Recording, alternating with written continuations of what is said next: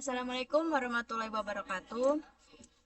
Saya dan rekan saya di sini akan menjelaskan bahas proyek statistika probabilitas yang bertema analisis pengaruh jumlah sekolah, guru, dan murid terhadap kualitas pendidikan SMP di Indonesia pada tahun 2024-2025.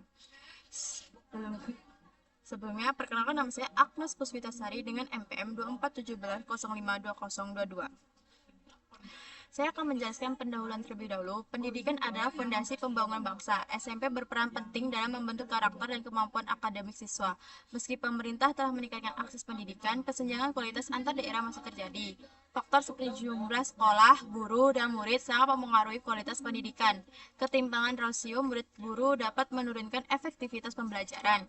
Analisis ini bertujuan mengkaji pengaruh jumlah sekolah guru dan murid terhadap kualitas pendidikan SMP di Indonesia dengan indikator rasio murid per guru berdasarkan data Kemendikbudristek 2024-2025. Rumusan masalah: bagaimana pengaruh jumlah sekolah, jumlah guru, dan jumlah murid terhadap kualitas pendidikan SMP di Indonesia pada tahun 2024 sampai 2025 yang dipresentasikan melalui rasio murid per guru. Tujuannya, menganalisis pengaruh jumlah sekolah, jumlah guru, dan jumlah murid terhadap rasio murid per guru sebagai indikator kualitas pendidikan. Mengidentifikasi hubungan statistik antar variabel menggunakan analisis regresi, ANOVA, uji hipotesis, dan korelasi. Memberikan gambaran distribusi sumber daya pendidikan di tingkat SMP secara nasional.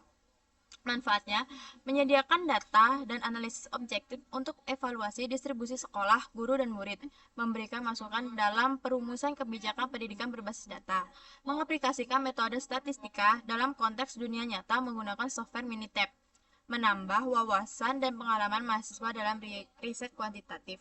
Batasan penelitian, data yang digunakan hanya mencakup jenjang sekolah menengah pertama atau SMP. Sumber data bersifat sekunder dari Kementerian Pendidikan BPS tahun 2024 sampai 2025. Kualitas pendidikan diukur melalui rasio murid terhadap guru.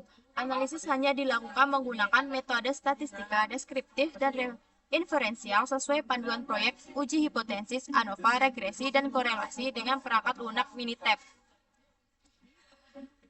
Analisis yang dilakukan oleh kelompok kami yaitu ada pendugaan parameter, uji hipotesis, one way ANOVA, two way ANOVA, regresi linear sederhana, regresi linear berganda, dan korelasi. Pertama, pendugaan parameter. Tujuannya mengestimasi rata-rata jumlah murid SMP negeri per provinsi di Indonesia. Datanya yaitu 38 provinsi, data dari BPS tahun ajaran 2024 sampai 2025. Hasil estimasi bisa jadi gambar rata-rata 193,425 murid.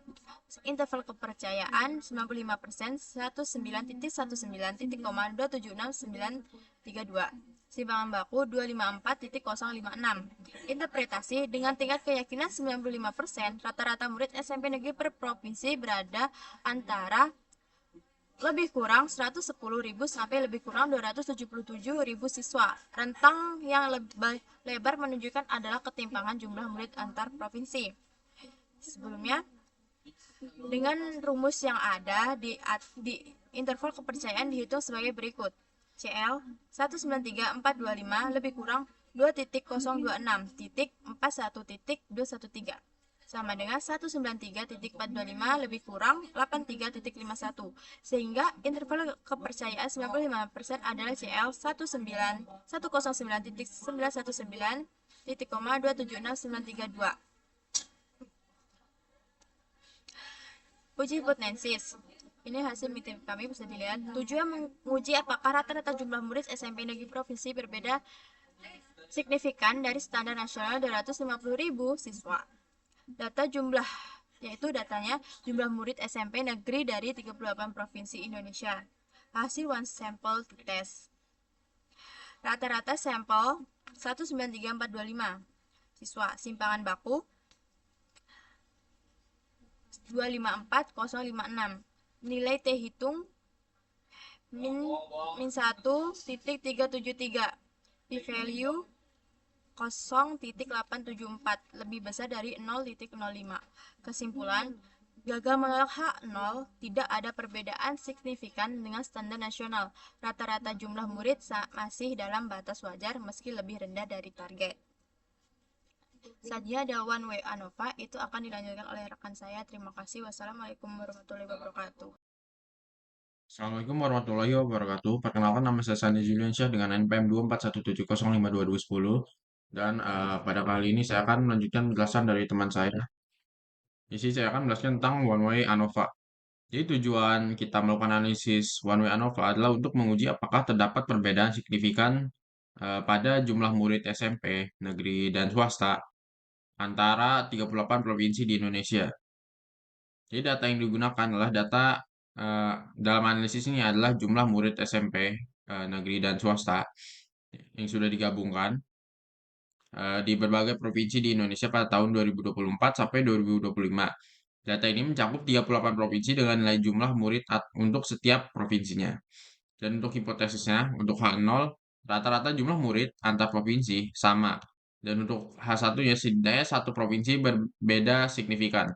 Dan hasilnya p-value 0,05 itu bertolak dengan H0 ya. Terus terdapat perbedaan signifikan antar provinsi. Terus ada R squared sama dengan 1%. Artinya model menjelaskan hampir semua variasi antar provinsi. Dan sini ada hasil output dari analisis pada software Minitab. Dan kita bisa melakukan uh, dan ini juga. Dan dari hasil ini kita bisa melakukan interpretasi, yaitu provinsi besar seperti Jawa Barat memiliki jumlah murid yang lebih tinggi. Sedangkan provinsi kecil seperti Papua Barat memiliki jumlah murid yang lebih rendah. Jadi ini menunjukkan ketimpangan distribusi murid antar provinsi. Jadi di sini ada grafik interval plot.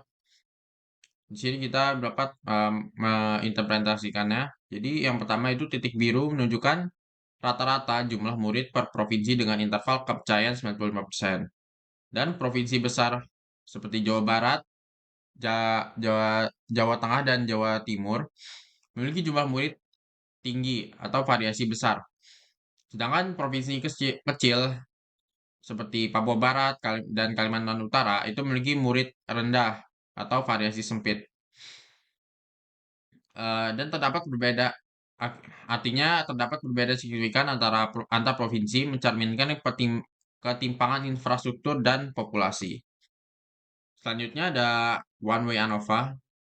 Jadi tujuan kita melakukan analisis One Way ANOVA adalah untuk menguji perbedaan signifikan jumlah sekolah SMP berdasarkan provinsi dan jenis sekolahnya, negeri atau swasta. Fungsinya itu untuk menilai pengaruh masing-masing faktor serta interaksinya terhadap jumlah sekolah. Data yang kita gunakan adalah 38 provinsi di Indonesia dan jenis sekolah negeri dan swasta. Lalu ada jumlah sekolah, total jumlah sekolah SMP dan negeri di setiap provinsi. Dan untuk struktur datanya, kita menambahkan tabel jenis sekolah, menyusun dua kolom terpisah untuk jumlah sekolah negeri dan jumlah sekolah swasta. Di sini ada hasil analisis dari software Minitab. Untuk detail perhitungannya, perhitungan ANOVA dilakukan dengan memisahkan variasi jumlah sekolah berdasarkan dua faktor, yaitu ada faktor provinsi. Jadi setiap provinsi memiliki nilai koefisien tertentu yang menggambarkan perbedaan jumlah sekolah dibandingkan dengan provinsi dasar. Lalu ada faktor jenis sekolah, yaitu koefisien untuk jenis sekolah menunjukkan perbedaan jumlah sekolah antara sekolah negeri dan swasta. Koefisien untuk jenis sekolah adalah 66,5 yang menunjukkan bahwa sekolah negeri cenderung memiliki sedikit lebih banyak sekolah daripada sekolah swasta. Meskipun perbedaan ini tidak signifikan secara statistik, yaitu nilai P-nya dengan 0,147.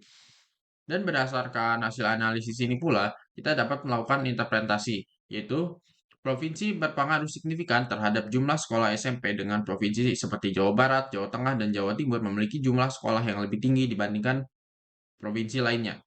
Lalu jenis sekolah, negeri atau swasta tidak berpengaruh signifikan terhadap jumlah sekolah. Ya. Artinya tidak ada perbedaan jelas antara jumlah sekolah, negeri, dan swasta.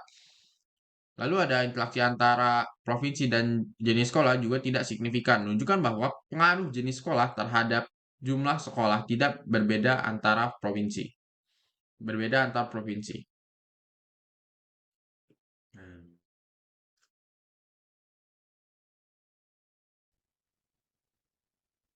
Selanjutnya, saya akan menjelaskan regresi linear berganda.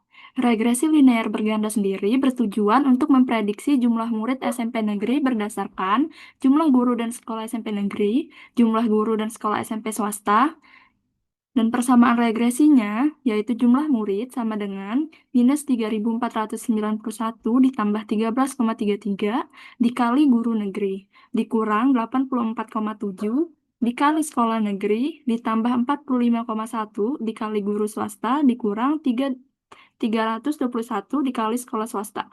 Dan hasil utamanya, guru negeri dengan P sama dengan 0,000, yang artinya signifikan positif. Selanjutnya sekolah negeri dengan P sama dengan 0,195, hasilnya tidak signifikan. Untuk guru swasta, P-nya sama dengan 0,002, yang artinya signifikan positif. Selanjutnya, sekolah swasta dengan P sama dengan 0,020, yang artinya signifikan negatif.